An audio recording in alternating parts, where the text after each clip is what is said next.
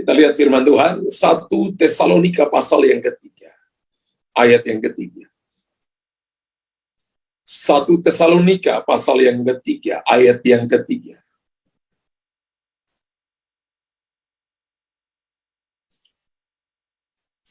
Supaya jangan ada orang yang goyang imannya karena kesusahan-kesusahan ini.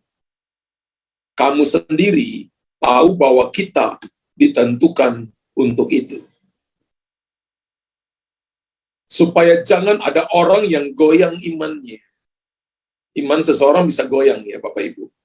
Karena kesusahan-kesusahan. Karena masalah, karena persoalan, karena tantangan, karena ujian kehidupan.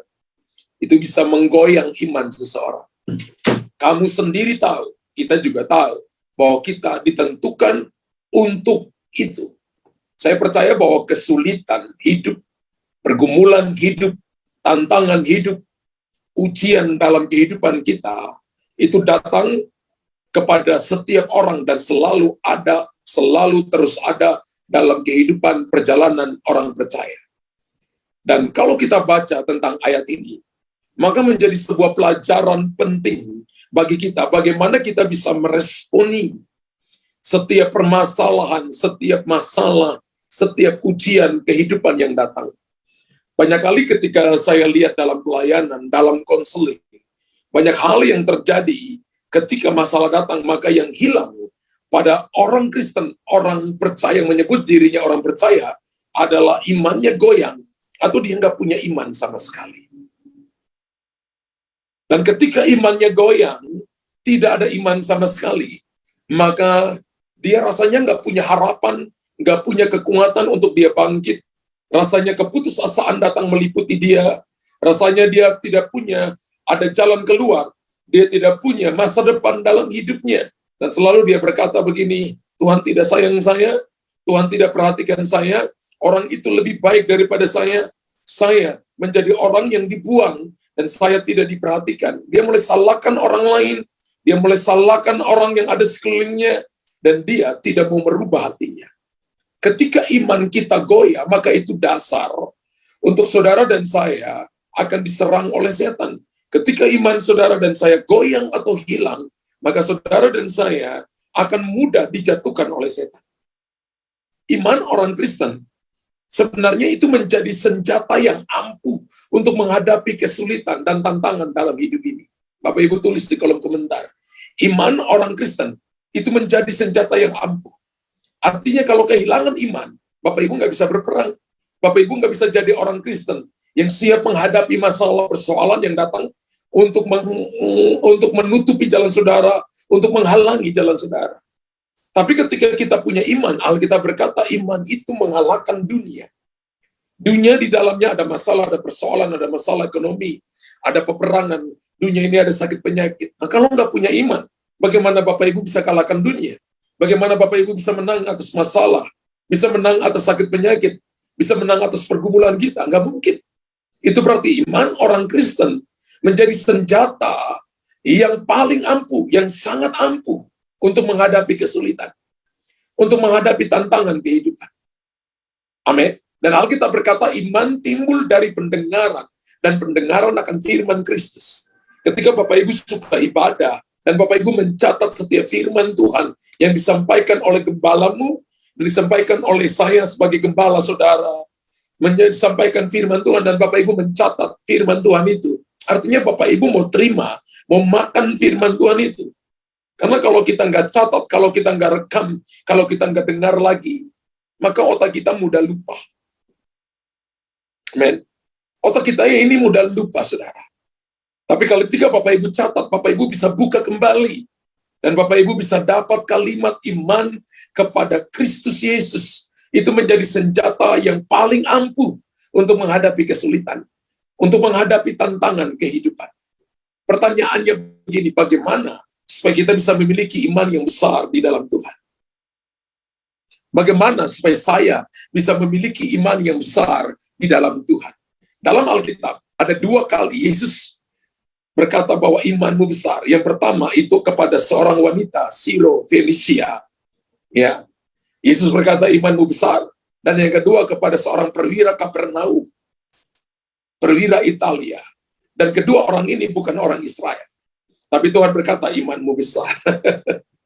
Iya, kalau Bapak Ibu perhatikan baik-baik, Alkitab berkata bahwa ternyata untuk memiliki iman yang besar, Bapak Ibu dan saya, ada hal yang harus Bapak Ibu dan saya lakukan. Ada hal yang Bapak Ibu dan saya harus kerjakan. Ingat bahwa iman yang besar itu harus di dalamnya ada ketekunan. Tulis di kolom komentar. Iman yang besar itu di dalamnya harus ada elemen yang namanya bertekun, atau harus ada yang namanya ketekunan. Kolose pasal pertama ayat 23. Kolose pasal pertama ayat yang ke-23. Sebab itu kamu harus bertekun dalam iman. Sebab itu kamu harus bertekun dalam iman. Sebelum iman harus ada kata yang namanya bertekun. Kalau Bapak Ibu mau punya iman yang besar, iman memindahkan gunung, iman untuk menyembuhkan orang sakit, iman untuk mendoakan sehingga persoalan, masalah, Tuhan tolong saudara dan berikan kepada Anda jalan keluar, berikan kepada Bapak Ibu kekuatan, maka di dalamnya harus ada ketekunan.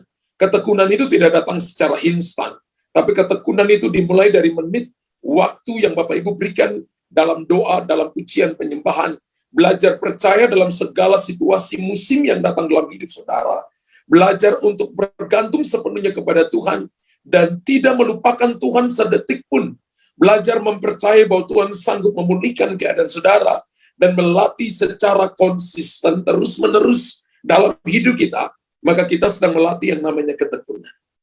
Ketekunan tidak dihasilkan di tempat-tempat murahan, tapi ketekunan dihasilkan dalam sebuah rumah yang namanya rumah ketekunan, rumah ketaatan.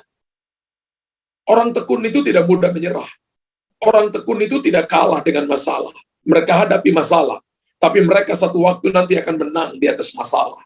Mereka tidak lari dari badai, mereka hadapi badai.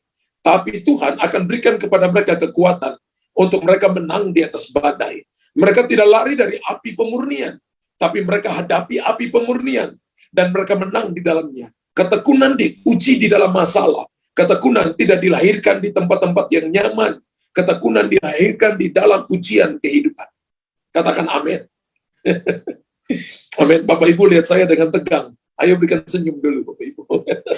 Ingat bahwa ketekunan dilahirkan di tempat-tempat yang dimana saudara dan saya diuji. Ketekunan dilahirkan di tempat-tempat yang tidak menyenangkan.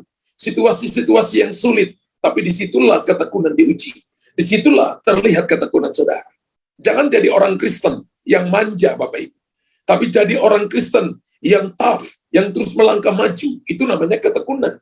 Orang tekun itu adalah, bukan berarti dia tidak pernah buat salah. Dia buat salah mungkin berkali-kali. Tapi dia tidak berhenti, dia tidak mundur. Tapi dia terus berjalan maju. Karena dia tahu bahwa orang yang bisa membuat dengan sempurna itu dimulai dengan salah begitu banyak. Buat kesalahan begitu banyak. Buat kekeliruan begitu banyak. Dia bukan pernah orang yang tidak pernah jatuh. Dia jatuh tapi bangkit kembali. Dia gagal tapi kembali, pulih kembali, reposisi jalannya kembali. Itu adalah orang-orang yang bertekun. Alkitab berkata dalam Kolose 1 ayat 23 berkata, sebab itu kamu harus bertekun dalam iman. Bapak Ibu dan saya datang percaya Yesus. Bukan berarti bahwa langsung Bapak Ibu ingin meraih mujizat. Ada kalanya Tuhan mau lihat ketekunan saudara. Apakah kita datang dalam keadaan sakit masih terus berdoa? Dalam keadaan masalah begitu banyak, apakah masih pergi, datang ibadah, masih berdoa, baca Alkitab, masih hati selalu bersyukur, selalu memanggil nama Tuhan dan berkata, I believe Jesus. Sekalipun engkau tidak menolong aku tetap mengasihi dan mempercayai engkau. Dan jangan digeser dari pengharapan Injil yang telah kamu dengar dan yang telah dikabarkan di seluruh alam di bawah langit. Dan yang aku ini Paulus telah menjadi pelayannya. Kita harus menjadi orang yang tekun. Tekun dalam segala keadaan. Tekun dalam segala situasi. Tekun berarti terus beriman. Tekun berarti terus percaya. Sekalipun tidak ada dasar untuk berharap. Tekun artinya selalu mempercayai bahwa Tuhan ada dalam segala musim kehidupan. Kalau kita baca kitab Amsal, Tuhan mendirikan pondoknya di tengah-tengah kegelapan. Ketika Bapak Ibu dan saya, kegelapan bicara tentang masalah, kegelapan bicara tentang kuasa kegelapan, Anda dan saya diintimidasi dalam kuasa kegelapan. Kegelapan bicara tentang problem masalah, sehingga Bapak Ibu tidak bisa melihat jawaban, bicara tentang sakit penyakit, rasanya Anda hopeless, rasanya tidak ada pengharapan. Tapi Alkitab berkata Tuhan membuat pondok di tengah-tengah kegelapan. Tujuan Tuhan membuat pondok itu adalah bukan rumah permanen. Pondok itu adalah rumah sementara. Tujuannya adalah mendampingi saudara dan saya di tengah-tengah kegelapan. Yang Tuhan ingin lihat di sana adalah apakah kita bertekun dalam iman.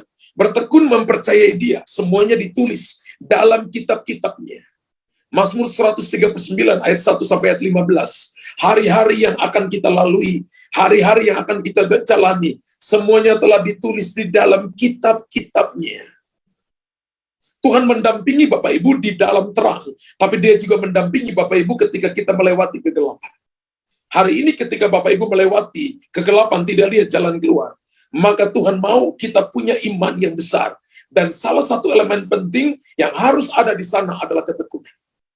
Saya lihat ada begitu banyak orang percaya, ada begitu banyak orang yang melayani Tuhan, dan mereka tidak bertekun. Ada begitu banyak pelayan Tuhan, mereka tidak bertekun. Tekun berarti terus beriman. Tekun berarti terus percaya bahwa sekalipun hari ini saya belum dapat jawaban, bukan berarti 1 jam Tuhan gak jawab saya. Bukan berarti besok Tuhan gak jawab saya. Mungkin hari ini tidak, tapi besok ya Tuhan gak jawab. Kalau besok tidak, maka lusa Tuhan akan jawab. Kalau lusa tidak, maka minggu depan Tuhan akan jawab. Kalau minggu depan tidak, maka 1 bulan Tuhan akan jawab. Itu artinya terus percaya bahwa Tuhan tidak pernah berdusta kepada kita. Saya nggak lihat tulisan Amen Unlimited, Amen 500 juta triliun kali di situ. Saudara dengar baik-baik, manusia berjanji dan mungkin tidak menepati janjinya. Tapi Tuhan janji dan menepati janjinya. Amin. Kalau terus beriman, artinya Bapak Ibu tidak boleh memakai pikiran kita, memakai kekuatan kita, melebihi percayamu kepada Tuhan.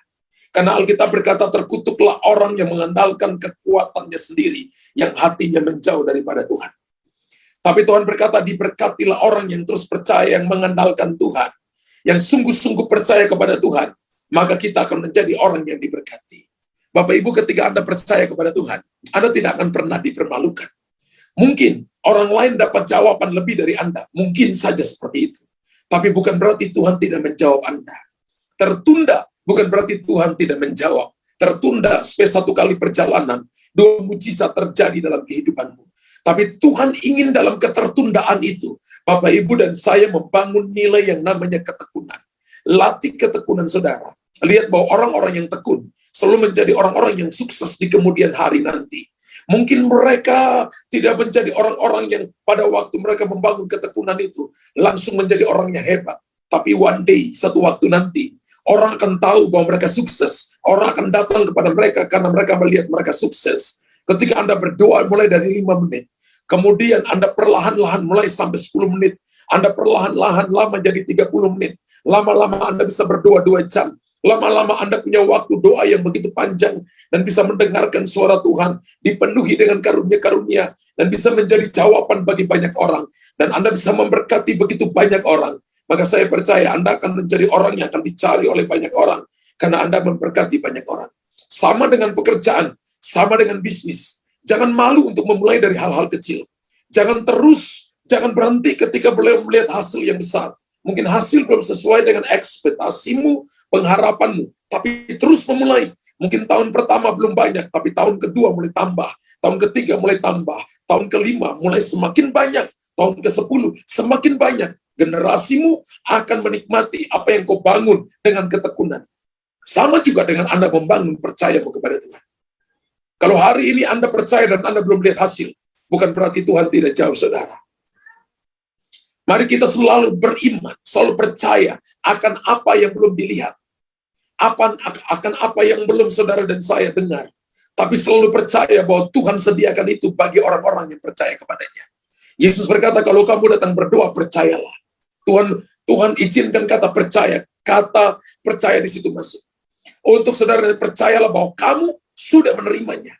Artinya kalau kita berdoa dan tidak percaya, maka saudara dan saya tidak dapat apa-apa. Orang percaya adalah orang yang datang meminta dan dia mendapatkan yang daripada Tuhan.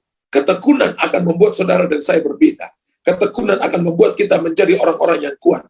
Ketekunan akan membuat kita akan memberkati banyak orang dengan kehidupan kita. Memberkati banyak orang dengan pekerjaan, dengan pelayanan kita. Dan orang akan melihat bahwa kita memiliki iman yang besar. Ingat, iman yang besar harus ada elemen di dalamnya, yaitu bertekun. Yang kedua, iman yang besar, di dalamnya harus ada kata yang namanya berjaga. Wow. Kata berjaga di sini dipakai bahasa Yunani gregoreo. Gregoreo itu artinya melihat dengan sungguh, memperhatikan dengan teliti. Tuhan mau orang percaya, orang yang punya iman yang besar itu adalah dia punya mata yang tajam. Dia bisa memperhatikan dengan teliti, bukan memperhatikan orang lain, tapi memperhatikan apa yang dilakukan oleh Tuhan. Amin. 1 Korintus 16 ayat 13. Berjaga-jagalah. Berdirilah dengan teguh dalam iman. Sebelum kata iman, ada kata yang namanya berjaga-jaga dulu. Berarti harus ada elemen penting di dalam iman yang besar itu, yaitu berjaga-jaga. Ada orang Kristen yang tidak berjaga-jaga. Kata berjaga-jaga Gregoreo ini, sebenarnya ini adalah salah satu kata elemen juga dari kehidupan berdoa. Kalau Bapak Ibu suka berdoa, punya waktu intim dengan Tuhan, Mezbah Ukupan itu ada 3 fasilitasnya. Doa, pujian, dan penyembahan. Doa, pujian, dan penyembahan itu adalah fasilitas yang Tuhan berikan kepada orang percaya untuk kita datang dan membawa korban persembahan di situ. Alkitab berkatakan, berjaga-jagalah, tempat di mana kita menanti-nantikan Tuhan. Ada orang Kristen datang yang cuma, dia katakan, Tuhan, aku punya masalah A, B, C, D, E, F, G. Dalam nama Yesus, amin. Dia tidak menanti-nantikan Tuhan. Dia tidak berjaga-jaga. Dia tidak gregoreo, sehingga dia tidak bisa mendengarkan suara Tuhan. Dia tidak bisa mendapatkan arahan Tuhan. Dia tidak bisa mendapat tuntunan Tuhan. Sehingga dia mudah menyerah. Dia tidak tahu arah kemana dia akan pergi.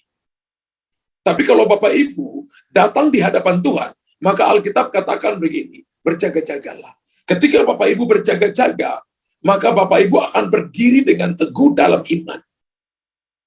Berdiri dengan teguh dalam iman artinya gini, seperti sebuah pilar bangunan ditanam dalam tanah, atau seperti pohon yang akarnya masuk dalam tanah. Ketika angin datang, ketika badai datang, dia tidak akan roboh.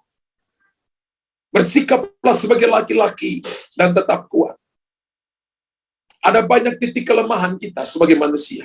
Kita punya blind spot yang tidak bisa kita lihat. Satu-satunya cara untuk Bapak, Ibu, dan saya untuk blind spot itu ditutupi adalah bangun kehidupan berjaga-jagamu dengan Tuhan.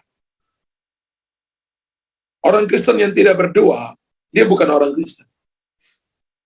Bapak Ibu tulis di kolom komentar.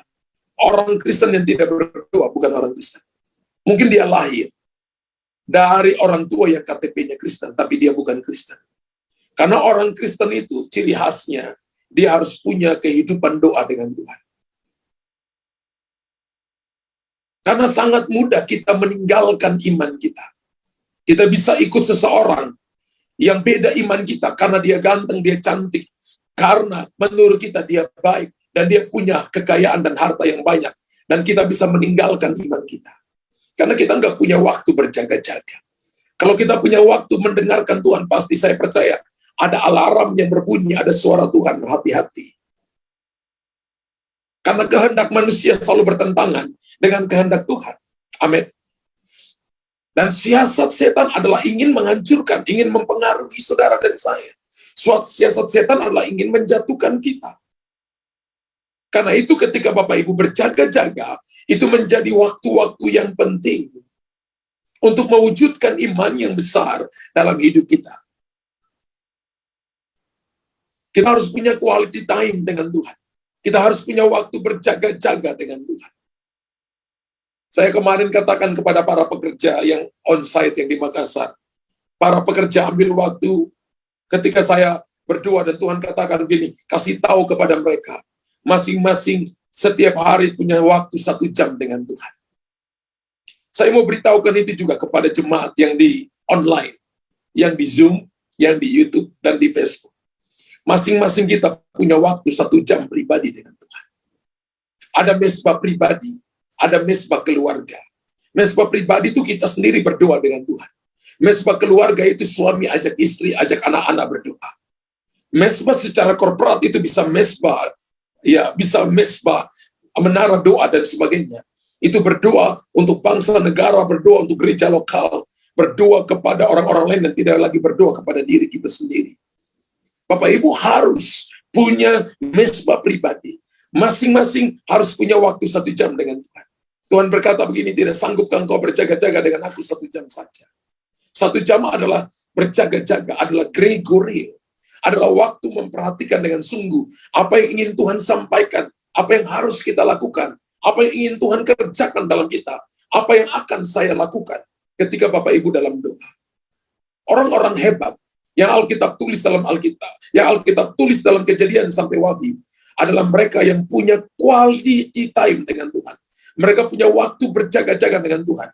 Karena itu, Ibrani pasal 11 menulis tentang pahlawan-pahlawan iman.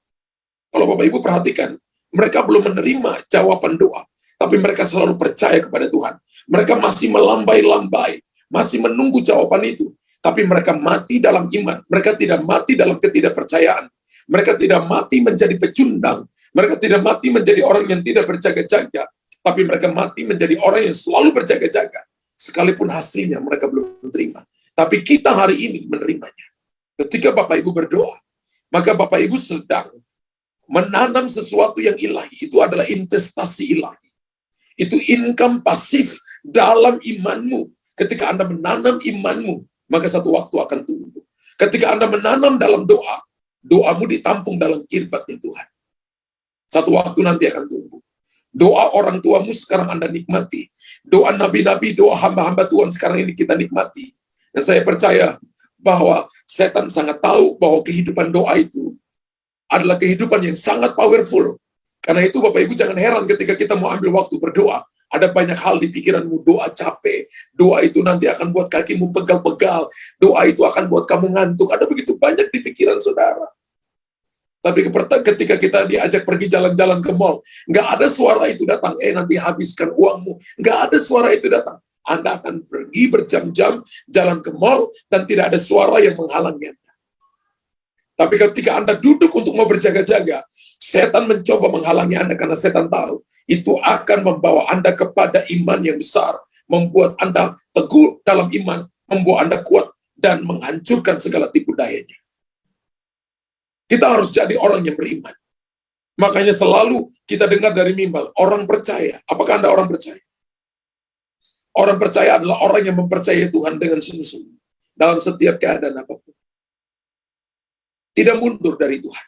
Tidak lari dari Tuhan. 1 senti pun Anda tidak mundur. Jangan pernah mundur ketika Anda gagal. Jangan pernah mundur ketika Anda belum lihat jawaban. Jangan pernah Anda mundur ketika Anda belum lihat pintu dibukakan dan kesembuhan belum terjadi. Jangan pernah Anda mundur ketika melihat bisnismu dan pekerjaanmu belum diberkati oleh Tuhan. Terus melangkah maju. Jangan mundur 1 inci pun.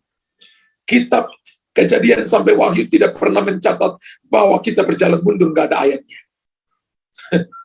Kalau Anda mundur berarti Anda pilih sendiri. Alkitab berkata kita akan terus melangkah maju kepada tujuan. Masa depanmu sungguh ada, harapanmu tidak akan pernah hilang. Tuhan akan membawa kita kepada pelabuhan kesukaan kita. Kita akan dipimpin sampai kepada tanah Kanaan. Di belakangnya padang gurun, di depannya taman Eden. Terus melangkah maju. Amin. Kalau yang pertama, iman yang besar harus bertekun. Yang kedua, iman yang besar di dalamnya harus berjaga-jaga. Saudara, hari-hari ini, umat Tuhan harus berjaga-jaga. Keadaan yang ada di depan mata saudara, bukan keadaan yang baik. Keadaannya akan menjadi keadaan yang sulit. Firman Allah berkata dalam kitab Wahyu, keadaan yang belum pernah terjadi sebelumnya, yang belum dilihat oleh rasul-rasul dan nabi-nabi, yang belum dilihat oleh hamba-hamba Tuhan, yang sudah dipanggil lebih dulu pulang ke Tuhan, akan dialami oleh saudara dan saya.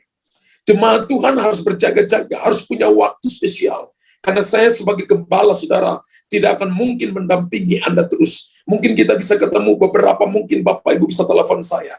Tapi ketika Anda ada dalam masalah persoalan yang akan datang menimpa seluruh bumi ini, maka hanya Tuhan dan Roh Kudus yang sanggup menolong saudara dan saya. Bangun hidupmu sungguh-sungguh dengan Tuhan. Amin. Jangan hidup dan mengharapkan apa yang kita punya yang dunia tawarkan kepada kita. Karena itu tidak bisa menolong kita. Bisa menolong tapi cuma sementara. Tidak bisa menolong kita kekal. Hanya Yesus dan firman-Nya yang bisa menolong kita. Karena itu iman yang besar yang ketiga harus butuh perjuangan. Iman yang besar harus bertekun, iman yang besar harus butuh kita berjaga-jaga. Iman yang besar yang ketiga butuh perjuangan. 1 Timotius 1 ayat 18 berkata begini. 1 Timotius 1 ayat 18 berkata begini. Tugas ini kuberikan kepadamu, Timotius anakku, sesuai dengan apa yang telah dinubuatkan tentang dirimu, supaya dikuatkan oleh nubuat itu, engkau memperjuangkan yang baik. Sebelum ada kata iman, maka dikatakan perjuangan yang baik. Hidup ini sebuah perjuangan. Kekristenan itu perjuangan. Ketika engkau menerima Yesus sebagai Tuhan dan Juru Selamat, maka kita masuk di dalam perjuangan iman. Perjuangan yang baik dengan iman dan hati nurani yang murni. Kenapa sampai kita perlu memperjuangkan iman? Karena iman kita bisa berubah-ubah. Kadang-kadang jadi kuat, kadang-kadang loyo, kadang-kadang lembek. Ya, kadang-kadang hilang, kadang-kadang berapi-api, kadang-kadang nggak ada sama sekali apinya. Dari muka saudara memandang saya, beberapa nggak punya api sama sekali. Beberapa apinya nyalanya sedang, beberapa apinya nyala-nyala. Ingat, iman itu dapat berubah-ubah, saudara. Jangan saudara dan saya datang kepada Tuhan karena Tuhan jawab doa saudara. Baru I believe, saya percaya, nyanyi haleluya 12 kali, ribuan kali. No. Justru ketika Bapak Ibu belum dijawab oleh Tuhan, semakin berapi-api dengan Tuhan, semakin mencintai Tuhan, semakin semangat melayani Tuhan. Ingat, iman itu dapat berubah-ubah. Amin. Dan orang bisa melihat di wajah saudara, apakah muka saudara penuh dengan iman, atau Bapak Ibu muka saudara penuh loyo, atau Bapak Ibu sedang mengalami 5L, letih, lesu, lunglai, lemah, letoi. Jangan sampai kita mengalami 5L, saudara. Ya, tapi harus Bapak Ibu dan saya mengalami 5L yang berbeda. Yaitu saudara dan saya mengalami yang namanya Anda mengalami, di mana Tuhan memberikan kepada saudara keleluasan, dan keleluasan. Haleluya. Perjuangan iman itu harus terus menjadi pendorong bagi kita untuk mendapatkan iman besar. Saya latih diri saya, saudara. Dalam segala keadaan, saya tidak mau terpengaruh dengan keadaan. Karena saya katakan begini, kamu nggak dari dunia ini kok. Kamu sementara hidup dari dunia ini. Kamu tidak diciptakan menjadi serupa dengan dunia ini. Kamu dari surga. Masalah datang, lihat itu sebagai kendaraan. Jangan kalah. Kalau hari ini kamu belum dapat jawaban, di balik masalah ini, ada begitu banyak yang akan Tuhan siapkan kepada kamu. Kalau hari ini gunung belum kamu taklukan, daki gunung itu dan taklukan gunung itu. Kalau hari ini sungai yang selalu meluap hari ini belum bisa kamu seberangi, maka kamu akan seberangi. Dan saya latih diri saya untuk tidak mundur 1 inci pun mempercayai Tuhan. Ini perjuangan. Apa sudah selesai? Belum. Hidup ini perjuangan. Selama masih ada nafas di kandung badan, maka itu adalah waktu untuk Anda dan saya memperjuangkan iman. Ingat, perjuangan iman itu bisa kita legasi, bisa kita wariskan kepada keturunan kita, bisa kita wariskan kepada anak-anak kita, anak-anak rohani kita, orang-orang yang ada di sekeliling kita, jemaat yang ada di sekeliling kita, bisa kita wariskan perjuangan iman itu. Dan untuk perjuangan iman, maka Bapak, Ibu, dan saya harus menyangkal diri, pikul salib setiap hari, mengikuti Yesus. Amin. Dan iman yang teguh itu dapat kita miliki. Tidak dari kekuatan kita. Karena iman timbul dari pendengaran-pendengaran akan firman Kristus. Injil itu adalah kekuatan Allah. 1 Yohanes 1 berkata bahwa pada mulanya adalah firman itu bersama-sama Allah. Dan firman itu adalah Allah sendiri. Jadi sebenarnya ide untuk memiliki iman yang besar itu bukan ide saudara, tapi ide Tuhan. Bagian kita adalah bertekun, bagian kita adalah berjaga-jaga, bagian kita adalah memperjuangkannya. Karena iman yang teguh dapat kita miliki melalui kekuatan Roh Kudus. Ketika Bapak Ibu dipenuhi Roh Kudus, maka Roh Kudus memberikan kepada kita kekuatan, kemampuan untuk kita bertekun, untuk kita berjaga-jaga, dan untuk saudara dan saya memperjuangkan iman. Katakan amin. Amin Bapak Ibu. Iman itu harus diperjuangkan. Berarti kalau hari ini minus, maka besok harus ada plusnya. Amin. Kalau besok plus 1, lusa plus 2, setiap hari harus ada penambahan. Bapak Ibu jangan jadi orang Kristen biasa-biasa. Orang Kristen biasa-biasa, setan nggak takut. Amin. Setan nggak takut. Bila perlu mungkin Anda yang jadi Kristen biasa-biasa, Anda diusir oleh setan. Anak-anak Skewa itu anak-anak iman, saudara. Mereka mencoba mengusir setan. Alkitab katakan mereka digagahi. Digagahi itu artinya dilukai sedemikian rupa dan ditelanjangi. Mereka boleh anak pendeta, tapi mereka tidak hidup seperti pendeta. Mereka tidak punya gaya hidup bertekun. Mereka tidak punya gaya hidup yang memperjuangkan iman. Mereka tidak punya gaya hidup berjaga-jaga. Ya setan gagahi mereka. Mereka dipermalukan. Ada banyak orang yang takut dengan tempat gelap, takut tidur sendiri, takut berjalan ke kuburan. Saudara, bukan orang percaya. Haleluya. Amin.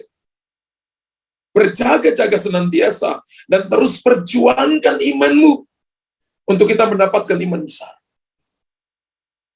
Dan harus latih every minutes. Dalam pekerjaan, dalam bisnis, dalam Bapak Ibu ketemu teman, ketemu rekan, belajar mempercayai. Bisa salah, yes, bisa salah. Tapi Bapak Ibu latih dari kesalahan-kesalahan itu, supaya satu kali nanti kita memiliki yang namanya iman yang sempurna dalam Tuhan. 1 Yohanes 5 ayat 3 dan 4 berkata begini, sebab inilah kasih kepada Allah, yaitu bahwa kita menuruti perintah-perintahnya. Perintah-perintahnya itu tidak berat. Perintah-perintahnya tidak berat. Perintah bertekun, perintah berjaga-jaga, perintah untuk kita berjuang, perintah untuk kita memiliki iman yang besar itu tidak berat. Lalu ayat keempat dari 1 Yohanes 5 ayat 4 berkata, sebab semua yang lahir dari Allah mengalahkan dunia. Dan inilah kemenangan yang mengalahkan dunia, iman kita. Berapa banyak Bapak Ibu yang mau mengalahkan dunia? Tidak ada satu negara di dunia ini pun yang sanggup mengalahkan seluruh dunia. Tapi Tuhan memberikan kepada kita akses mengalahkan dunia. Pertempuran kita bukan melawan darah dan daging. Pertempuran kita adalah melawan penguasa-penguasa di udara, roh-roh jahat di udara yang datang dan menguasai pemimpin-pemimpin di dunia ini. Alkitab katakan begini, kemenangan yang mengalahkan dunia itu melalui iman kita. Bukan iman Pastor Luther, bukan iman Pendeta Luther, tapi iman kita. Artinya Tuhan berkata bukan satu orang, semua kita bisa memiliki iman. Iman mana yang Tuhan mau? Saya sebut ini adalah iman yang besar. Iman yang kecil membawa jiwa kita ke sorga. Iman yang besar membawa sorga ke jiwa kita. Maka Anda akan melihat kemuliaan kuasa Allah akan dinyatakan dalam hidup saudara dan saya. Matius 8 ayat 9 sampai ayat 10 berkata begini. Matius 8 ayat 9 sampai ayat yang ke-10 berkata, sebab aku sendiri seorang bawahan, dan di bawahku ada pula prajurit. Jika aku berkata kepada salah seorang prajurit itu, go, pergi, maka ia pergi. Dan kepada seorang lagi, datang, maka ia datang. Ataupun kepada seorang hambaku, kerjakan ini, maka ia mengerjakannya.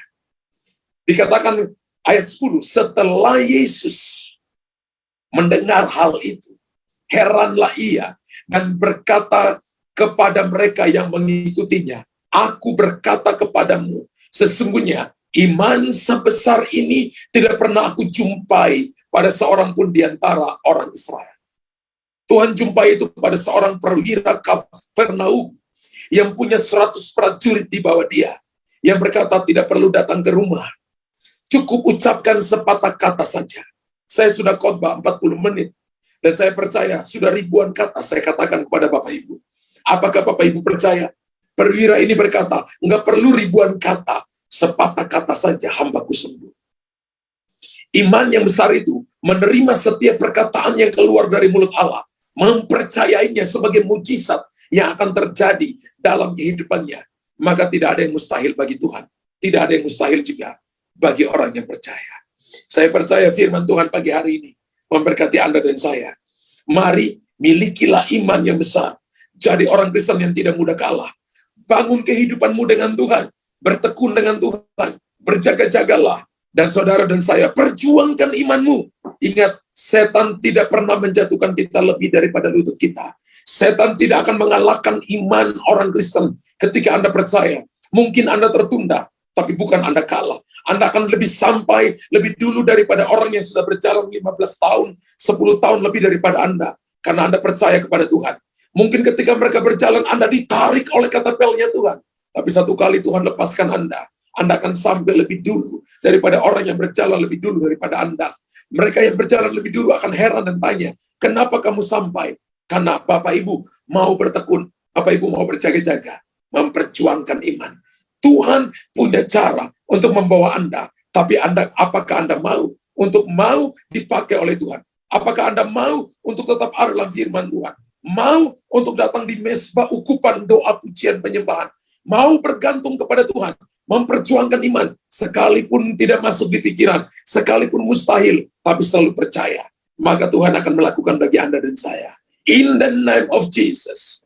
Hamba berdoa, haleluya. Amin, amin, amin, amin. Puji Tuhan, puji Tuhan, puji Tuhan. Saya percaya pagi hari ini Anda diberkati oleh Tuhan. Saya percaya pagi hari ini Anda menerima sesuatu yang ilahi. Haleluya. Terima itu dan jadi kekuatan bagi saudara. Beberapa Roh Kudus berkata bahwa Anda akan mengalami terobosan. Beberapa Tuhan berkata bahwa Anda akan mengalami kesembuhan dengan luar biasa. Beberapa Tuhan berkata Anda akan memiliki karunia iman. Bukan iman yang kecil, tapi iman yang besar. Ingat, iman yang kecil membawa jiwa kita ke surga. Tapi iman yang besar membawa surga ke jiwa kita. Iman yang kecil memindahkan gunung. Tapi iman yang besar itu adalah mengalahkan dunia. Berapa banyak Bapak Ibu yang mau punya iman yang besar? Angkat tangan saudara. Belajar bertekun. Belajar berjaga-jaga. Dan belajar memperjuangkan iman. Amin. Itu tugas kita sebagai orang percaya. Sehingga Anda, saya satu hari, Tuhan berkata, kamu punya iman yang besar. Angkat kedua tangan saudara.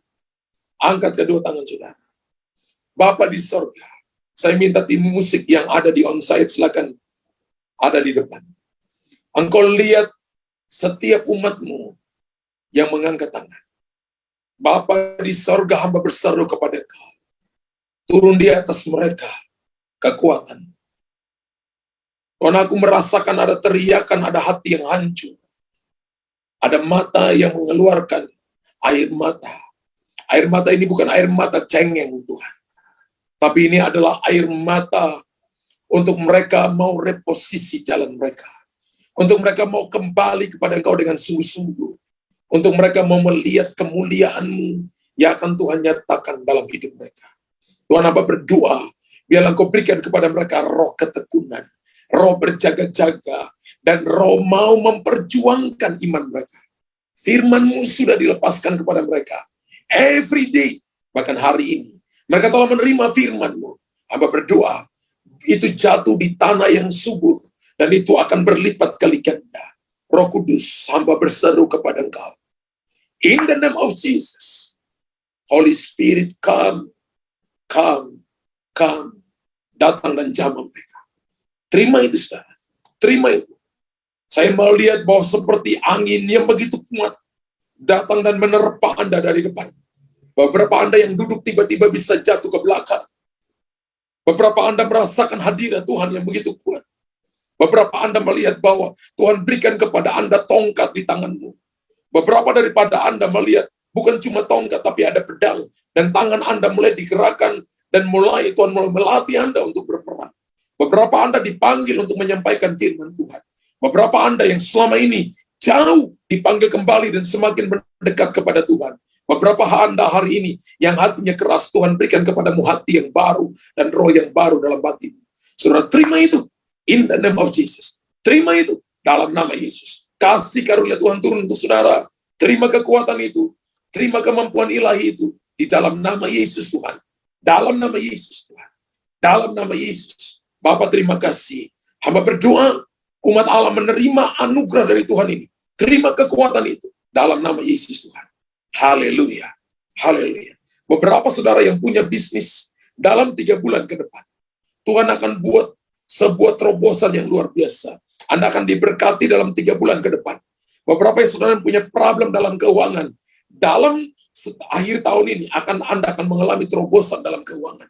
Tuhan berkata ini adalah waktu aku akan memulihkan keuanganmu dan bisnismu untuk menguji hatimu. Apakah hatimu tetap berpaut dan mengucap syukur kepadaku dengan sungguh-sungguh ataukah tidak? Ketika engkau bisa melewati semuanya ini, maka aku akan mempercayakan kepadamu hal yang lebih besar lagi. Sehingga engkau disebut orang yang bisa dipercaya. Imam kepercayaanku. Anugerahku akan turun atas hidupmu. Kekuatanku diberikan kepada engkau. Dan terima itu dalam nama Tuhan Yesus Kristus. Haleluya.